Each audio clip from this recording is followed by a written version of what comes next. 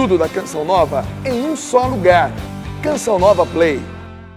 Eu quero começar agradecendo profundamente a Deus pelo privilégio de poder estar aqui nesse lugar, falando com todos os irmãos sobre esse tema que tem nos preocupado de modo tão especial nos últimos tempos.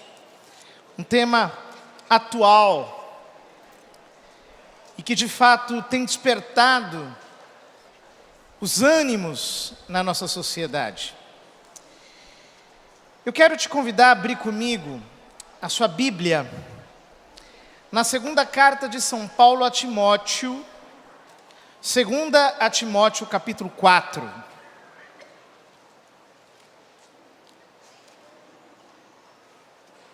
Segunda a Timóteo capítulo 4, versículo 1.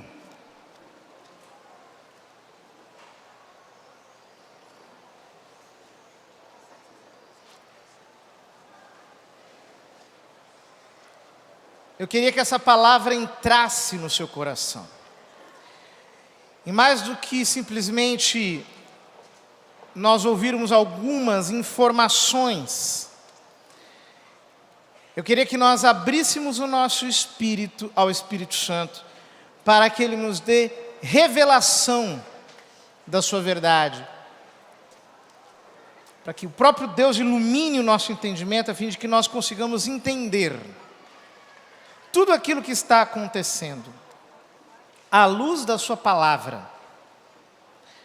Escreve São Paulo a Timóteo: eu te conjuro, em presença de Deus e de Jesus Cristo, que há de julgar os vivos e os mortos por sua aparição e por seu reino. Prega a palavra, insiste oportuna e importunamente, repreende, ameaça, exorta com toda paciência e empenho de instruir. Versículo 3. Porque virá tempo em que os homens já não suportarão a sã doutrina da salvação, levados pelas próprias paixões e pelo prurido de escutar novidades, ajustarão mestres para si, apartarão os ouvidos da verdade e se atirarão às fábulas. Tu, porém, sê prudente em tudo, paciente nos sofrimentos, cumpre a missão de pregador do Evangelho, consagra-te ao teu ministério. Eu creio que essa palavra está sobre a igreja dos nossos dias. Nós estamos vivendo esses tempos que São Paulo descreve aqui na carta a Timóteo, na segunda carta a Timóteo. Os homens estão afastando o seu ouvido da sã doutrina. Estão se esquecendo da verdade. Estão se afastando da verdade e estão se entregando a fábulas. Estão se entregando a todo tipo de história, de doutrina estranha, maluca, complicada, desajustada. E é o que nós estamos vendo por aí. Vocês imaginem, queridos, que eu não sei se você já imaginou que chegaria o tempo em que precisaria vir alguém aqui para pregar e para dizer que homem é homem e mulher é mulher.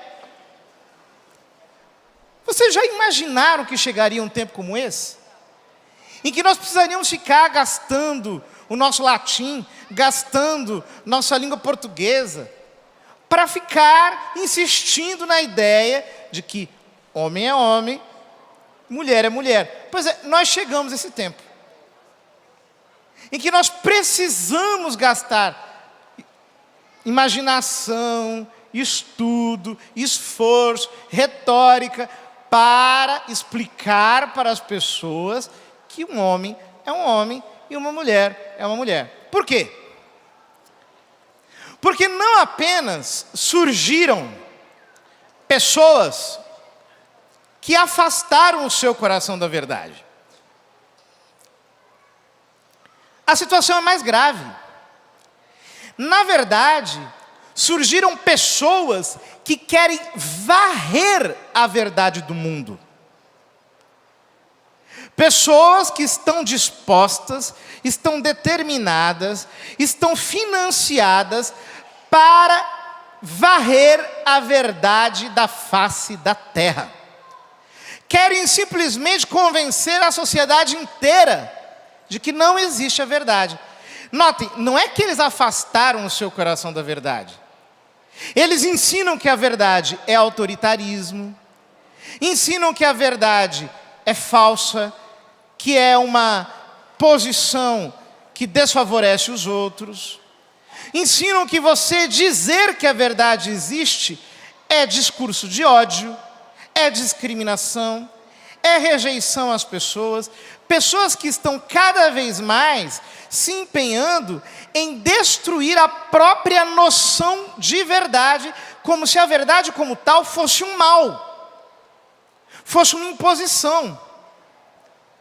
E vejam, para nós, a verdade é a coisa mais importante. É aquela que mais eleva o ser humano. É aquela que pode trazer mais benefícios para qualquer pessoa, que pode livrar a pessoa de qualquer escravidão. Jesus diz no Evangelho: conhecereis a verdade e a verdade vos libertará. Por quê? Porque a verdade, de fato, é a maior força que move o homem. Quando o homem conhece a verdade, ele não está submetido a nenhum engano, a nenhum ludíbrio, a nenhuma mentira, a nenhum discurso de poder. Quando o homem conhece a verdade por si mesma, ela é capaz de arrastá-lo para o seu bem, para a sua realização. No entanto, surgiram pessoas que começaram a ensinar que a verdade é uma pretensão autoritária, que ela é falsa, não existe, é enganadora, e que todo ou qualquer ser humano que queira defender a verdade, ou que queira ensinar a verdade a outro, não passa de um enganador autoritário, impositivo. Nesse sentido, já no início do século XX, houve um filósofo ligado ao movimento socialista chamado Karl Korsch, que pronunciou um discurso que depois se celebrizou no mundo inteiro, chamado Marxismo e Filosofia. Nessa sua palestra, que depois se tornou um livro, ele ensina que, na verdade, a revolução não poderia continuar e não poderia ser estabelecida na Europa sem antes destruir toda a filosofia antiga. Quer dizer, a verdadeira guerra é uma guerra filosófica, é uma guerra de inteligência, não é apenas uma guerra prática. No fundo, ele estava dizendo o seguinte: que não basta você simplesmente fazer a revolução armada, ou fazer a revolução do ponto de vista de fazer passeatas ou protestos públicos. Você tem que criar uma filosofia revolucionária, que destrua a filosofia cristã, que destrua a filosofia tradicional, que destrua a própria pretensão de verdade, e depois ela mesma vai se destruir. Mas o primeiro passo é você estabelecer uma filosofia revolucionária que acabe com a filosofia tradicional. Ora, ninguém entendeu nada nessa época. O Karl Korsch foi expulso do partido. Foi exilado, depois ele teve que morar nos Estados Unidos. Mas havia alguém, né, um senhor chamado Felix Weil, que na época era um estudante, mas era filho de um milionário alemão, que trabalhava com exportação de trigo na Argentina. Ele e um outro chamado Frederick Pollock, os dois fundaram a Escola de Frankfurt. Não sei se você já ouviu falar da Escola de Frankfurt, mas a Escola de Frankfurt é, digamos, o centro, o polo de pensamento de todo o movimento neomarxista, que depois impulsionou o socialismo no mundo. E ali, na Escola de Frankfurt, o primeiro diretor, que era o Max Horkheimer, escreveu um livro chamado Teoria Crítica. Teoria tradicional e teoria crítica. Nesse livro, nesse ensaio escrito pelo Max Horkheimer, ele descrevia as bases dessa filosofia augurada pelo Karl Korsch em 1923. Ele explicava como deveria trabalhar essa filosofia. E de que modo deveria trabalhar essa filosofia? A filosofia crítica, segundo ele. Ela tem que criticar a realidade inteirinha. Ela tem que submeter a realidade toda a uma crítica implacável para que nada fique em pé. Você tem que mostrar que tudo não existe. Você tem que mostrar que a verdade não existe. Você tem que mostrar que a família é uma invenção, que as próprias coisas são discursos, que tudo, na verdade, tem embutido um interesse econômico por trás. A única realidade que existe é o interesse econômico, é o interesse de classe. Então você tem que desmontar a sociedade inteira. Aliás, o Horkheimer explica lá que você não precisa nem justificar a sua crítica. Você tem que simplesmente criticar.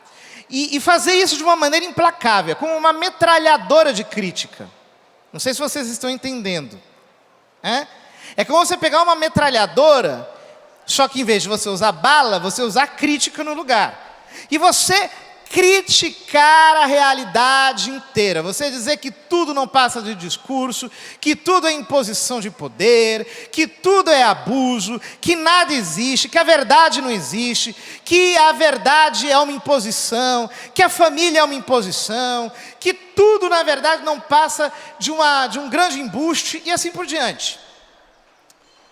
Grosso modo, claro, eu não consigo aqui para tantas pessoas explicar detalhadamente essas coisas. Eu preciso simplificá-las para que a gente fique com um esquema na nossa cabeça. É por isso que essas pessoas, elas ficam criticando tanto a nós que somos cristãos. Não sei se você já percebeu como nós estamos sendo escorraçados por tudo e por todos. Aliás, às vezes são críticas tão baixas como essas que têm feito alguns que simplesmente fazem blasfêmias aí contra o Nosso Senhor, coisas grosseiras, horrorosas, colocando Jesus, Maria Santíssima, em cenas horríveis, baixas, blasfemas, coisas inomináveis. Eles não estão preocupados com a qualidade da crítica. Eles têm que apenas demolir. É como uma metralhadora. Tem que fazer uma crítica contínua. E, num outro livro, o Horkheimer explica, um livro chamado Autoridade e Família, como as pessoas não estando preparadas para tanta crítica, porque de fato as pessoas não estão preparadas para isso, né? Para serem criticadas o tempo todo, para você ficar questionando e demolindo tudo o tempo inteiro. Elas não estando preparadas para isso, elas vão se refugiar no argumento de autoridade. Então, o que tem que se fazer? Segundo diz o Horkheimer, você tem que, de um lado, fazer uma crítica implacável, e você tem que colocar um grupo de pessoas imenso para criticar, que é o que o pessoal da escola de Frankfurt e todo mundo ligado a eles não para de fazer até hoje. Eles ficam criticando o tempo inteiro, o tempo todo. Você tem que colocar essas pessoas para criticarem tudo, para dizerem que nada existe, às vezes de um modo mais inteligente, de um modo menos inteligente. Eles vão estudando modos de fazer isso. E de outro lado, nós temos que ir desmontando a família. Por quê?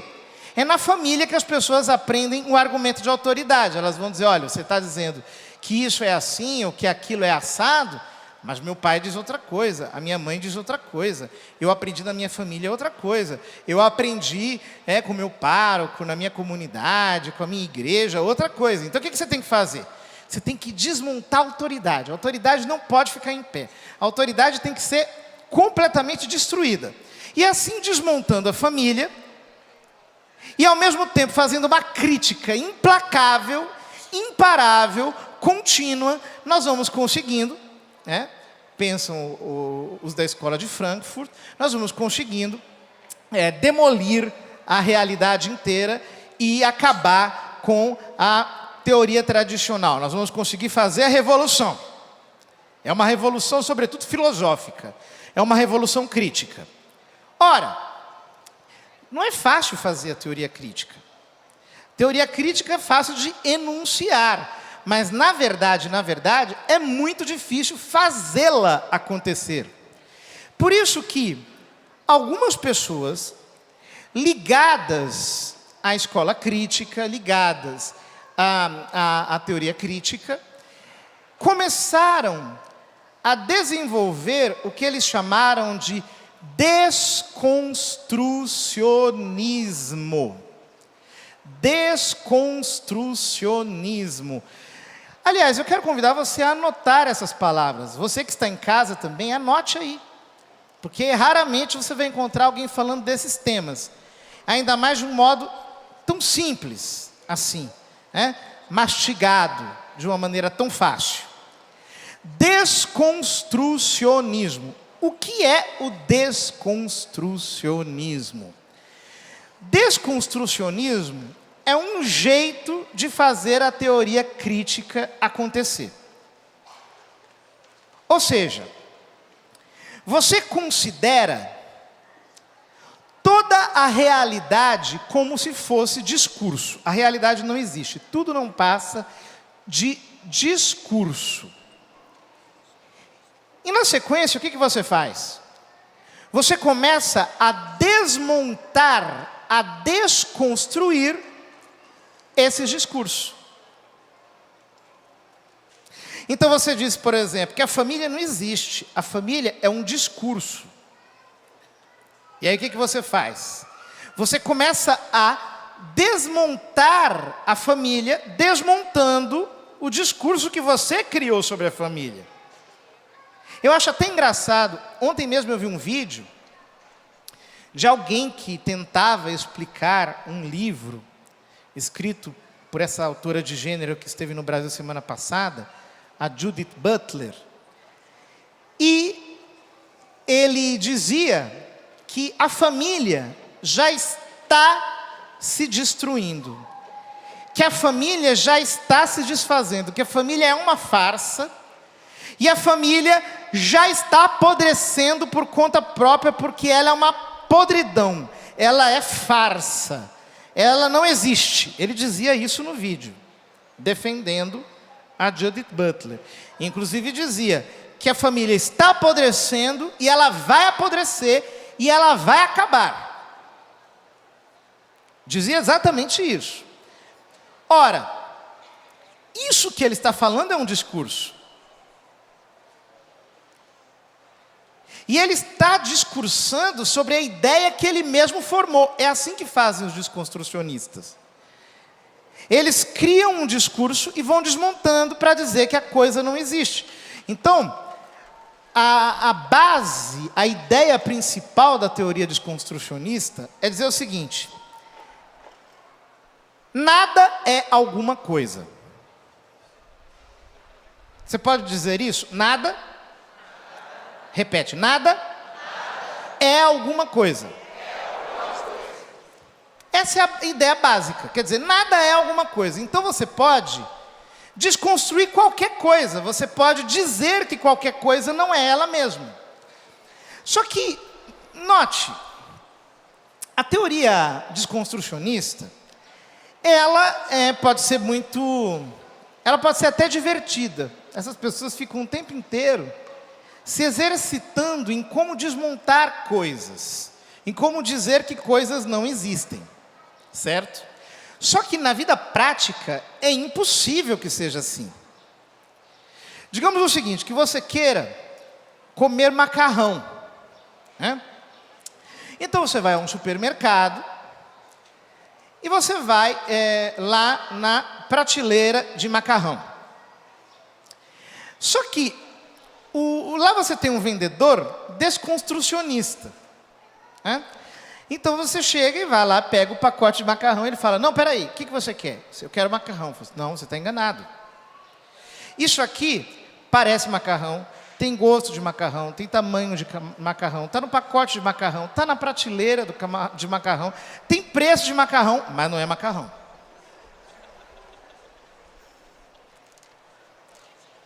Bom, você naquela hora, você pode até falar, tá bom, com licença, né? Mas você vai num outro supermercado para comprar o que você quer comer. O que você quer comer? Macarrão. Então você vai lá e compra macarrão. Quer dizer, o desconstrucionismo, ele pode ser muito interessante, até divertido, mas ele não funciona na vida prática. Na vida prática, as coisas são o que elas são. E se alguém tiver dúvida disso, se tiver algum desconstrucionista aí assistindo, eu vou te dar um conselho. Faça um experimento científico aí na sua casa agora. Já que tudo é discurso, então você pega um martelo e pega o seu dedinho, e coloca em cima da mesa.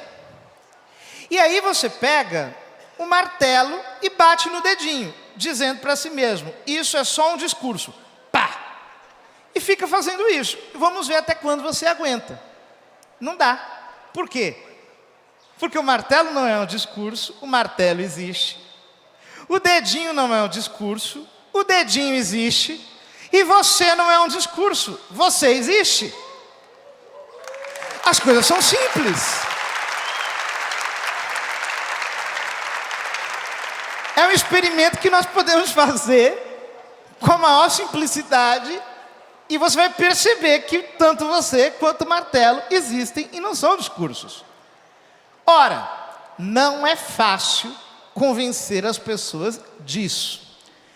Mas eles encontraram um jeito simples de fazer as pessoas acreditarem nisso. Esse jeito é a ideologia de gênero, em que você joga o discurso para a estrutura da personalidade humana, confundindo a cabeça das pessoas. Então você diz assim, você está vendo na sua frente, ele tem um jeito de homem, tem um DNA de homem, tem um corpo de homem, a psicologia de homem, a estrutura genética de homem, mas não é um homem. Isso é ideologia de gênero. Ela tem DNA de mulher, estrutura psíquica de mulher, ossatura de mulher, anatomia de mulher, mas não é mulher. Ela é só um discurso. Um discurso, aliás, que não é fixo. Porque as pessoas imaginam que o gênero é uma espécie de identidade autodefinida, né? Que você diz aquilo que você é. Não. A identidade de gênero não é fixa. Segundo os autores de gênero, acreditar que a identidade é fixa é o que eles chamam de essencialismo. É você imaginar que existe uma identidade e que ela é imutável. Isso é uma bobagem, segundo eles. Para eles, a identidade é uma metamorfose ambulante. Ninguém tem identidade alguma. A identidade é indefinida, indefinível, fluida, móvel, não pode ser fixada, não tem estabilidade alguma, escapa de você, não é conhecível, não pode ser descrita, ela é totalmente impegável, ela não pode ser, segundo eles, as palavras deles mesmos, coisificável, quer dizer, ela não pode ser de modo alguma dita como sendo algo, e mais, exatamente porque ela é fluida, fugidia, nem você exatamente sabe qual é a sua própria identidade. Você não existe, aliás. Você, parece uma loucura o que eu estou dizendo, mas a Judith Butler escreve, está escrito no livro dela, que não há um ser por detrás do fazer, está escrito. Ela diz que não existe um sujeito por trás da ação. Que o gênero, que é um negócio indefinível, é a única coisa que existe. Isso que é identidade de gênero. Ninguém é homem, ninguém é mulher, ninguém é homossexual, ninguém é heterossexual, ninguém é absolutamente definível. Agora, eu faço uma pergunta. Se você não existe, como é que você pode ter direitos? Responda para mim. Toda a turma que luta pela ideologia de gênero em nome dos direitos das minorias está sendo feita de trouxa. Me desculpe ser assim tão direto, mas eu preciso dizer a verdade. Se você não existe, você não pode ter direitos. Ao longo da história da filosofia, todo antissubstancialista, toda pessoa que definiu teses antissubstancialistas que dizem que as coisas não existem, que os indivíduos não existem, depois tiveram que voltar atrás. Porque se você não existe, você não tem direitos. Se você não existe, como é que você pode estar escrevendo livro? Se você não existe, como é que você pode ter ideias? Porque veja bem, se a sua identidade não é fixa, como é que a identidade de gênero definida como tal pode ser fixa? Se você não é fixo, se nada é fixo, como é que a Judith Butler pode publicar um livro cujas ideias estão lá fixas e qualquer um pode entender e ensinar do mesmo jeito? É óbvio que isso aqui é só um jeito de você fazer o desconstrucionismo entrar na cabeça das pessoas, para elas aos poucos, irem percebendo o seguinte. Veja bem, se você não pode conhecer nem a você mesmo, você pode ser capaz de conhecer a qualquer outra coisa? Sim ou não? Se eu não sou capaz de me conhecer, eu também não posso conhecer coisa alguma. Está vendo como é que eu viro desconstrucionista facinho? Desse jeito? Se eu não sou capaz de me conhecer, eu não sou capaz de conhecer objeto algum no universo. Eu simplesmente transferi para a realidade inteira a estrutura do meu autoconhecimento. Exatamente por isso, toda a turma da ideologia de gênero não vai se limitar a aplicar o gênero à identidade dos sujeitos, dos indivíduos. Eles vão estender isso para a realidade inteira.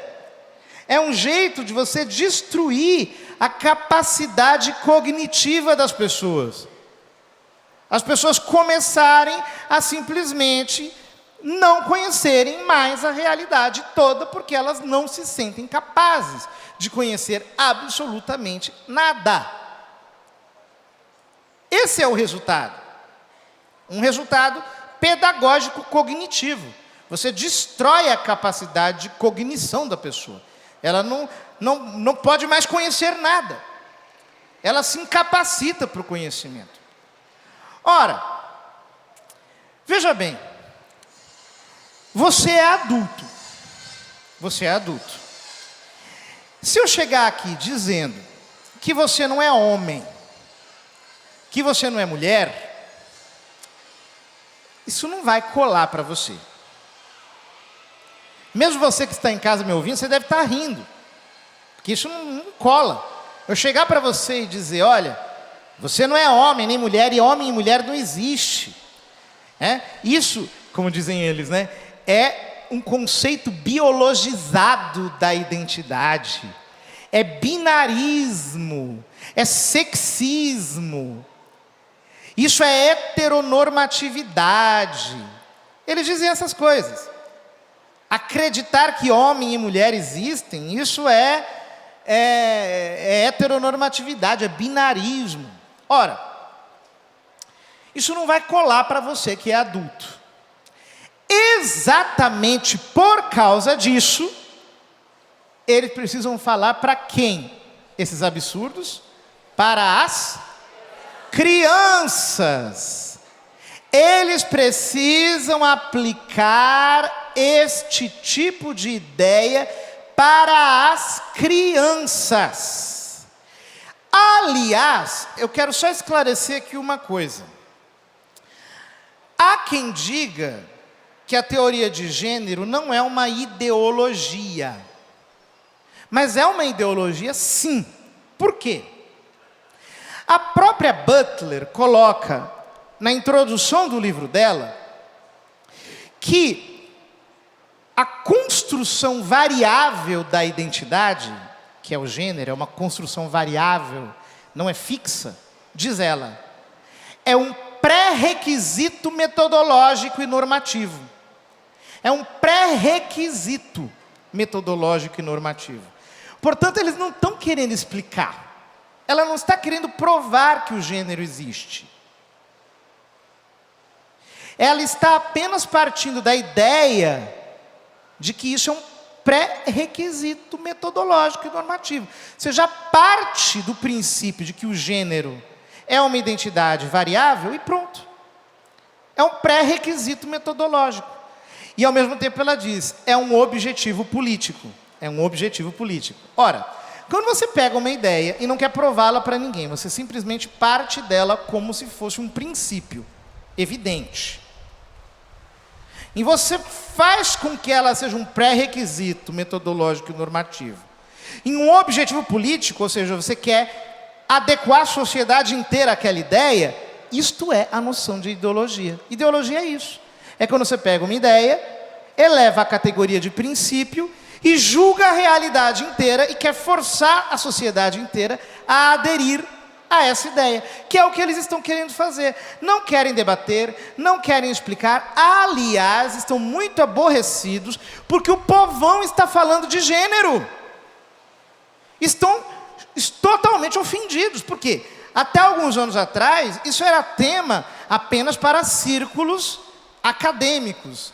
Gente que ficava lá se autoafirmando, se autoaplaudindo, se autoexcitando com a temática de gênero, com a sua linguagem totalmente esotérica. Aí, de repente, o povão começou a falar de gênero. A Dona Maria começou a falar de gênero, o seu Zé começou a falar de gênero, o povo começou a falar de gênero na rua, o Papa começou a falar de gênero, as câmaras municipais ficaram cheias de gente falando de gênero, e eles bugaram, todo mundo bugou.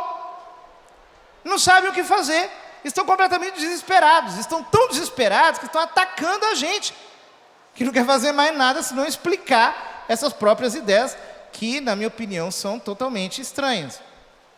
Ora, então eles têm que pegar as crianças, porque os adultos não vão mais cair nessa. E aí, é claro, quando você pega uma criança de 2, 3 anos, que é a idade que se prevê que ela vai entrar em algum sistema educacional, e você começa a alterar o comportamento dela, a forçá-la a fazer isso ou aquilo. Ora, é evidente, gente, preste atenção aqui, que me parece algo muito simples. Se você, pai e mãe, recebesse uma ordem de alguém que dissesse para você o seguinte: eu quero que você eduque o Joãozinho como uma menina. Você vai educar o Joãozinho como uma menina? Sim ou não? Não. Por quê? Porque você ama o Joãozinho. como você ama o Joãozinho, e você aceitou o Joãozinho, conforme ele veio. É um menino, você foi lá no médico, falou, doutor, o que é, um menino ou uma menina? Ele disse, é um menino. Ah, que ótimo, vou botar o nome dele de Joãozinho. Aí você botou o nome de Joãozinho no menino. E aí você vai educando como que ele é, como um menino. Você o ama, você não quer forçar a personalidade dele. Ora, os sistemas educacionais não têm esse amor pelo seu filho que você tem. Então é evidente que quem fará o ensino da ideologia de gênero não serão os pais, serão os sistemas educacionais. E há muito dinheiro rolando para doutrinar profissionais da educação neste sentido. E que são, às vezes, pessoas muito intencionadas, muito bem intencionadas, só que não estão suficientemente preparadas para lidar com esse tipo de manipulação. Porque a retórica que se constrói para que a ideologia de gênero avance, qual é? É a retórica daquilo que eles, nos círculos esotéricos deles, chamam de essencialismo estratégico. O que é o essencialismo estratégico? O essencialismo estratégico é dizer o seguinte, a mulher é agredida pelo homem, então nós temos que proteger a mulher. O homossexual não tem seus direitos reconhecidos pela sociedade, então nós temos que proteger o homossexual. Só que eles sabem, e eles são autoconscientes disso, que isso é apenas uma estratégia. Eles estão usando mulheres, homossexuais, pessoas que são vulneráveis à sociedade, eles estão utilizando apenas para avançarem com a ideologia deles. Eles dizem isso. Eles falam no círculo, tem um vídeo muito famoso, você pode procurar no YouTube, chamado Mulher Não Existe. Procure lá e veja.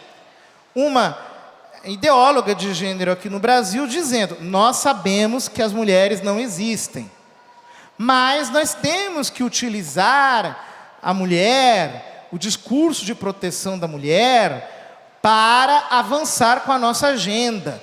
Nós sabemos que não existem os homossexuais, mas nós vamos utilizar deles apenas para fazer a nossa agenda andar adiante. No vídeo, ela diz que é contra isso. Ela é a favor de que se ensine o gênero rasgado para todo mundo. E se diga que não existe identidade de ninguém. Ela é a favor disso.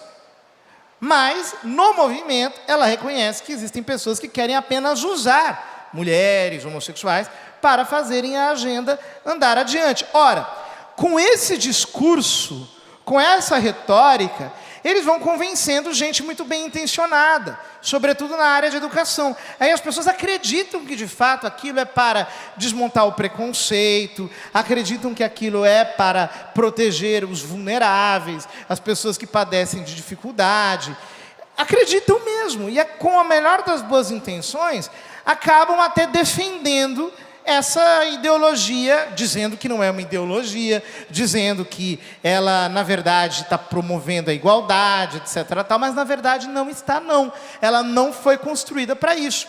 Ela é apenas um desenvolvimento do desconstrucionismo. Você tem que desmontar a realidade inteira, a sociedade toda, todas as instituições da sociedade, a personalidade de todas as pessoas. Você tem que desmontar. E eles não têm muita pressa. Vão fazendo isso na velocidade em que a realidade permite. Notem que há tanto dinheiro por trás disso, que, na verdade, existem até canais de comunicação que apenas querem minar a resistência das famílias. Vão difundindo notícias e vão apresentando reportagens como se fossem, né, uma coisa assim massificada, como se a realidade, a sociedade inteira estivesse passando por aquelas situações. Pegam casos isolados, amplificam aquilo. Para quê? Para gerar na sociedade inteira uma espécie de paralisação, para que a sociedade não resista, para que as famílias não resistam. Então está claro Está claro. Aqui há uma queda de braço. Uma queda de braço. Estão querendo doutrinar os seus filhos, ou melhor, induzir os seus filhos à performance de gênero. Estão querendo roubar a educação dos seus filhos.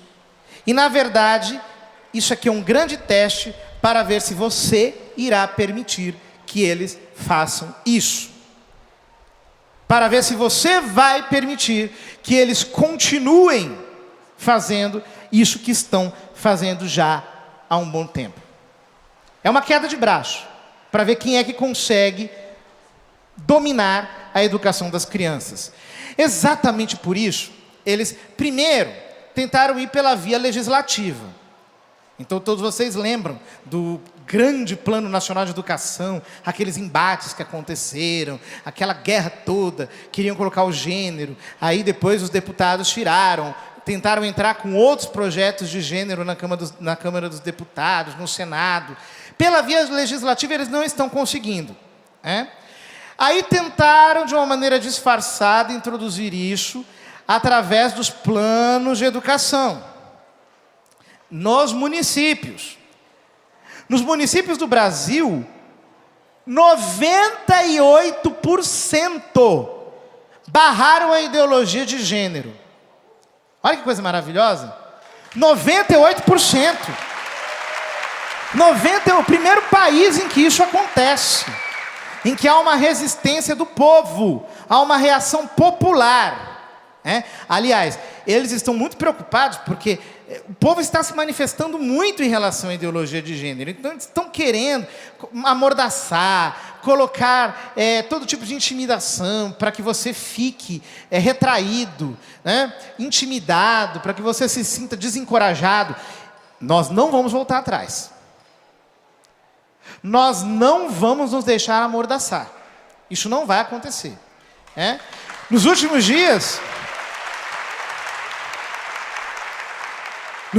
dias até se voltaram contra mim, que inventaram uma mentira aí, fizeram toda uma propaganda. Isso só ajudou, graças a Deus. Só ajudou. Só essa semana eu ganhei mais de 1000 seguidores no Facebook. Nem eu esperava. Isso só ajudou e vai ajudar mais. Por quê? Nós não podemos nos intimidar. Nós não podemos nos intimidar. Nós não podemos nos deixar desencorajar por essa gente. Na medida em que nós vamos estudando o que é o gênero, na medida em que nós vamos conhecendo melhor o que é o gênero vai perdendo força. Essa gente vai perdendo força. Esses dias eu li um artigo de uma ideóloga de gênero em que ela dizia assim: tá tão difícil acordar, tá difícil levantar da cama todas as manhãs, porque as pessoas ficaram corajosas e elas estão falando mal do gênero no meio da rua. Eu li aquilo e pensei comigo, vai ficar mais difícil acordar. Vai ficar mais difícil. Porque essa onda só vai crescer. Ela é uma onda de consciência. Ela é uma onda de verdade. Ela é uma onda da realidade. É a própria realidade que não faz com que essas coisas consigam prosperar. Quer dizer, as pessoas sabem o que está acontecendo, sabem qual é a realidade. Do mesmo jeito que eu falei do martelo, né? Você pega o martelo, bate no dedinho e você vê que não é discurso. Você sabe que você não é um discurso. Você não é um discurso. Diga, eu não sou um discurso. Eu sou um ser humano. Com corpo, alma e espírito. Eles não vão conseguir mudar isso. Isso é a realidade do nosso ser. Não tem jeito.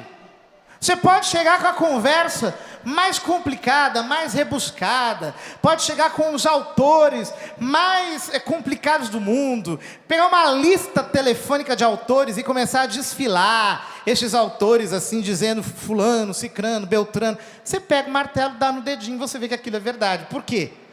A verdade se impõe pela força da sua própria realidade. Não é discurso. É a realidade pura e simples, é assim como ela é. Ora, meus queridos, o pessoal que difunde ideologia de gênero aqui no Brasil está cada vez mais revoltado. E eles estão muito bravos com a igreja. De vez em quando eles querem mexer até no Papa Francisco. Não sei se vocês já viram isso. Querendo jogar o Papa Francisco contra a gente. Só que é claro, o Papa Francisco é contra a ideologia de gênero. Ele já falou uma porção de vezes sobre esse assunto. Não adianta vir querer o Papa, vir querer colocar o Papa contra nós. O Papa está conosco e nós estamos com o Papa. Eles não vão conseguir. Não vão conseguir. Inclusive pode até usar algumas pessoas aí da igreja para quererem nos atacar. Não vai funcionar e não funciona. Ideologia de gênero, não. Nós não vamos engolir essa. Nós não vamos aceitar essa embromação. Isso não é filosofia, isso é uma pegadinha. Nós não vamos pagar esse mico. Vários países do mundo estão voltando atrás. Vários que já aprovaram estão voltando atrás. Tem lá nos países escandinavos, tiraram uma secretaria, estava sendo financiada até pelo governo, voltaram atrás, fecharam aquela secretaria que difunde gênero. Não estão permitindo. Em alguns lugares do mundo, você veja, no Peru, teve uma manifestação de milhares de pessoas no meio da rua, contra a ideologia de gênero. 2 milhões na Itália, mobilizados contra a ideologia de gênero. No México agora, queriam que passasse num determinado plano de educação, foi barrada também lá. No Paraguai, acaba de ser também bloqueada por um grupo de pessoas. Isso não é só aqui. Aqui foi o primeiro lugar que isso aconteceu de modo forte. O Brasil foi a primeira nação a despertar. Mas a onda está contagiando o mundo inteiro e vai ficar cada vez maior. O próprio Horkheimer diz lá no livro dele que esse tipo de ideologia só dá certo.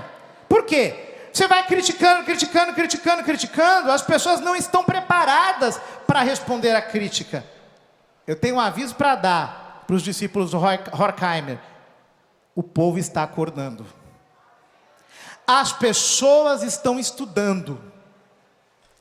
As pessoas estão se inteirando do assunto. E vocês não vão conseguir nos enganar. Vocês estão aí colocando todo o esforço para ensinar desconstrucionismo, essa doidice inteira, para quererem dizer que ninguém é nada, que nada é alguma coisa. Estão querendo ensinar esse monte de estupidezes para todo mundo. Não vai funcionar, vocês não nos enganarão. Não vão conseguir. E nós, da nossa parte, temos que agir, como diz essa palavra aqui, oportuna e importunamente. Não, isso não é discurso de ódio. Pregar a verdade é discurso de amor.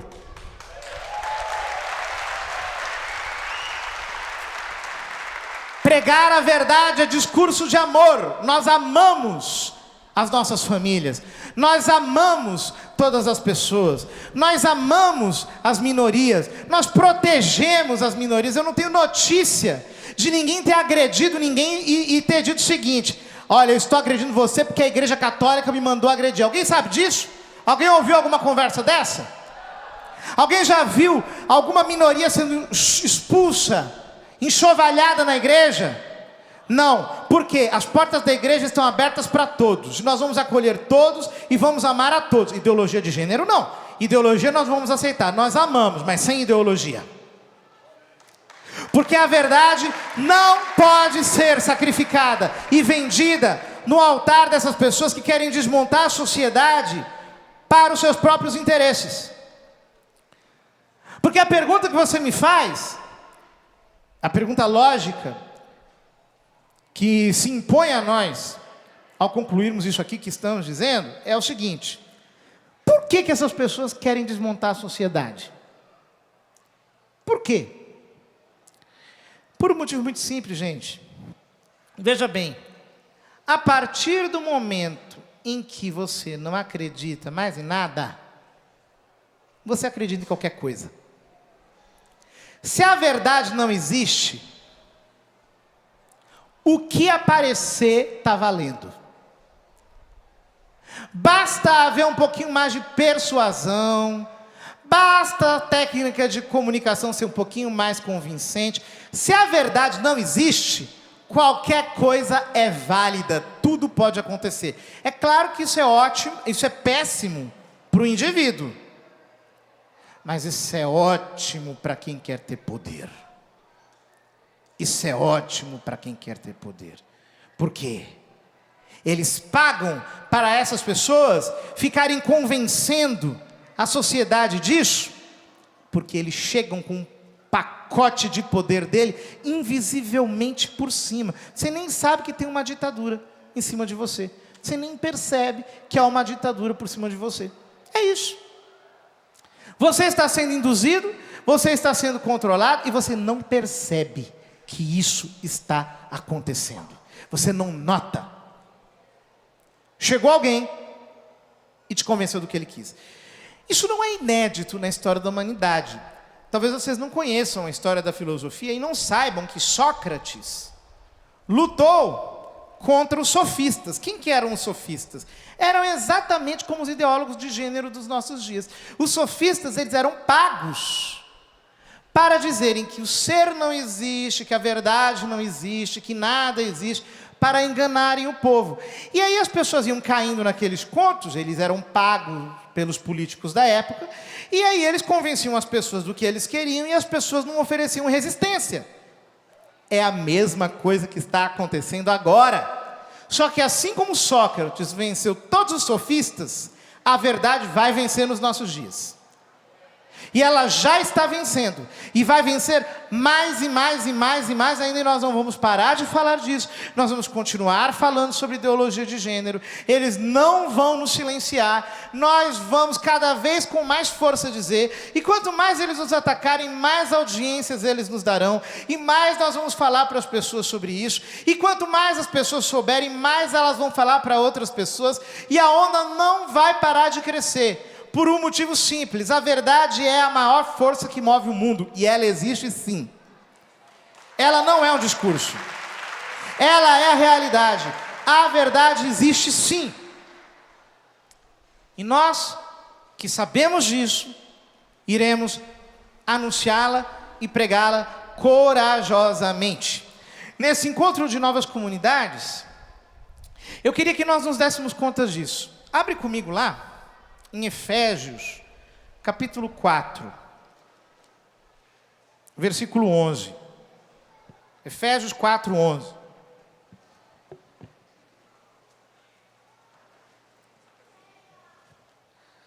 São Paulo diz assim: a uns ele constituiu apóstolos, a outros profetas, a outros evangelistas, pastores, doutores, para o aperfeiçoamento dos cristãos,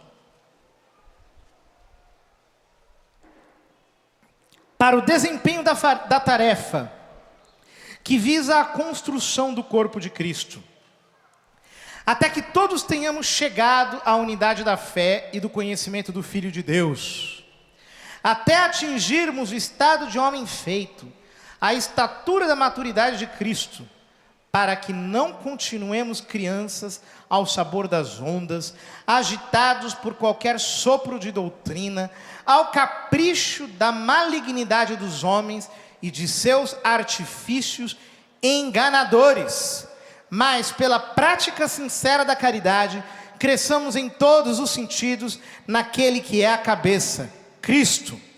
É por ele que todo o corpo, coordenado e unido por conexões que estão ao seu dispor, trabalhando cada um conforme a atividade que lhe é própria, efetua esse crescimento, visando a sua plena edificação na caridade. São Paulo está dizendo aqui, que Deus constituiu apóstolos, profetas, evangelistas, pastores e mestres na igreja, para o aperfeiçoamento dos cristãos, para que não continuemos como crianças, ao sabor das ondas, enganados pelos artifícios da malignidade dos homens. Nós não vamos continuar como crianças. E nós vamos fazer toda essa nossa sociedade, não ser criança diante da malignidade dessas pessoas que não creem na verdade e que querem ficar nos agitando para que nós sejamos levados pelas suas ondas, pelas suas modas, pelas suas ideias frívolas, por todos esses pensamentos ideológicos que querem nos sacudir, nos levar de um lado para o outro, de acordo com os seus caprichos, para a realização dos seus projetos de poder. A minha família não. A minha família não está disposta a isso, a sua família também não está disposta a isso. Nós vamos levantar as nossas famílias como focos de resistência, como focos fortes, fortalecidos, para que nós não nos deixemos levar por todo esse tipo de sopro caprichoso, maligno, ardiloso, que quer nos desviar do nosso foco e da nossa vocação. A nossa família não. As nossas crianças não. Nós ficaremos em pé. Nós existiremos, e você como nova comunidade, você que está lá na base, fale sobre ideologia de gênero para as famílias que frequentam os seus grupos, seus ambientes de reflexão, seus grupos de oração. Fale, faça seminários, estude, converse com as pessoas sobre o tema da ideologia de gênero. Você que está em casa nos escutando, ouça, fale, converse com as pessoas, diga para as pessoas o que é a ideologia de gênero. Nós precisamos cada vez mais levantar uma onda de conscientização, porque a única arma que nós temos contra a mentira é a verdade. É a verdade. A verdade que prevalece sobre todas as coisas. A verdade que nós estamos cada vez mais defendendo com força, com garra, com disposição aqui no Brasil. Queridos irmãos, eu vou dizer uma coisa para vocês. Eu estou profundamente convencido que o Espírito Santo está levantando um exército de guerreiros por toda a nação brasileira.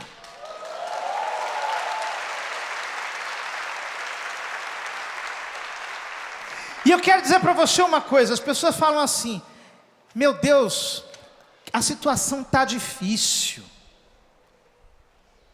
a situação está complicada. As pessoas dizem: há tanto pecado no mundo, parece que a sociedade está apodrecendo no pecado. Mas eu quero levantar a minha voz nesse dia aqui na Canção Nova e pelo sistema Canção Nova para o Brasil inteiro, para liberar uma palavra profética sobre os céus da nação brasileira. Como diz a palavra do Senhor: aonde abundou o pecado, superabundou a graça.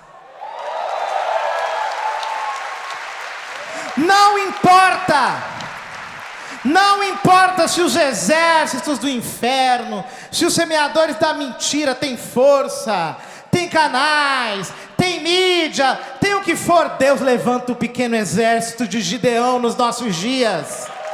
O pequeno exército de Gideão. Eles estão o tempo todo nos desqualificando, nos chamando de tribufus, nos chamando de pobres, dizendo que nós somos o povão, que nós não temos conhecimento, que somos ignorantes. Nós podemos ser tudo isso, mas nós temos um Deus. E nessa terra há uma igreja. Nessa terra há uma igreja, e ela não desistirá dos seus filhos. Ela não desistirá das famílias. Eles dizem: a família está apodrecendo, a família está sendo destruída, a família está sendo acabada, a família está sendo desmontada. São vocês que estão desmontando a família. Há muito tempo vocês estão querendo destruir a família, mas não tem problema, porque o nosso Deus nos dará graça para restaurar os altares de Deus em todas as famílias da terra. Vocês podem destruir. O Espírito Santo está levantando uma igreja reconstrutora, uma igreja que vai restaurar as muralhas de Jerusalém e o templo da cidade santa. São dias de Neemias, são dias de Esdras. Uma igreja de reconstrutores que toma posição e que não fica choramingando no caminho para se lamentar por aquilo que o inimigo fez. Não, esta é a vitória que vence o mundo, a nossa fé. Nós iremos levantar a nossa cabeça profeticamente, e iremos tomar a nossa posição como igreja guerreira, com uma voz inabalável, movidos pelo Espírito de Deus, totalmente impulsionados pela graça do Espírito Santo. Eu creio que Deus está movendo um poderoso avivamento ainda na nossa geração, e este avivamento passará pelas famílias, passará pelas nossas casas, passará pelos nossos lares, passará por cada um de nós, na medida em que nós nos colocamos em posição, em que nós tomamos consciência do chamado, da convocação profética que Deus faz para a sua igreja em toda a terra. Levanta, igreja, levanta a tua voz. Pode levantar, pode levantar, levanta aí. Levanta no teu lugar, você que está em casa, levanta também.